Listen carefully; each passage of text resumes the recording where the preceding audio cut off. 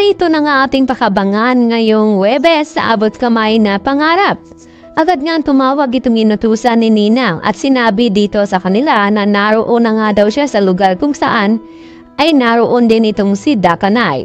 At dito nga na sinabi ni Ninang sa inutusan nila na kapag hindi daw ito patay ay hindi daw makakatanggap ng bayad ang lalaking ito. At sumagot naman ang lalaking ito at sinabi sa kanila na kailan ba daw siya sumablay. Kaya sisiguraduhin nga daw niya na matatapos talaga ang araw na ito na hindi masisilayan na ng araw itong ng si Dakanay. Samantala habang naghaharap na nga itong si Lynette at itong si Dax, ay dito naman na sinabi ni Lynette kay Dax na kung hindi man siya mapaparusahan na pagkakakulong ay dito sa kanyang gagawin ay makakaganti man lang itong si Lynette. Kaya binigyan niya agad ng sampal itong si Dax at nagulat naman itong si Annalyn dahil sa ginawa dito ni Lynette. At dahil dito, agad na nakaagaw pansin dito kay Dax ang lalaking nakaputi at nagpapanggap bilang waiter at dito na may kinukuhang baril sa kanyang likuran. At dito tumayo agad itong si Dax at sinabi dito kay Lynette na kinakailangan ng dumapa ito dahil baka siya ang matatamaan ng bala na para nga dito kay Dakanay. At pati na rin itong si Annalyn nagulat ng husto sa ginawa nga dito ni Dax dahil parang nailigtas na rin ni Dax ang buhay nga dito ni Lynette. At dito naman agad na sumawag itong si Moira kay Zoe at ipinalam na wag na daw problemahin itong si Dax dahil hindi matatapos ang araw na ito na mamamaalam na nga ito at wala na nga silang problemahin. At kung suswertehin pa daw sila, ay baka pati daw itong si Lynette at Annalyn ay mabubura sa kanilang landas.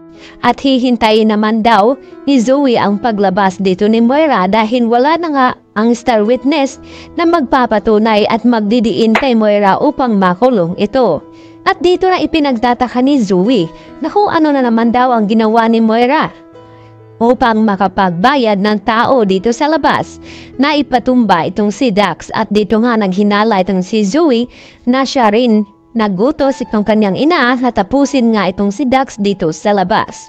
At nagtataka din itong si Zoe na kung paano nakagamit ng cellphone ng kanyang ina na nakakulong nga ito. At dito nga na sinabi ni Moira na basta't ikay may pera ay lahat-lahat nga raw ay magagawa mo.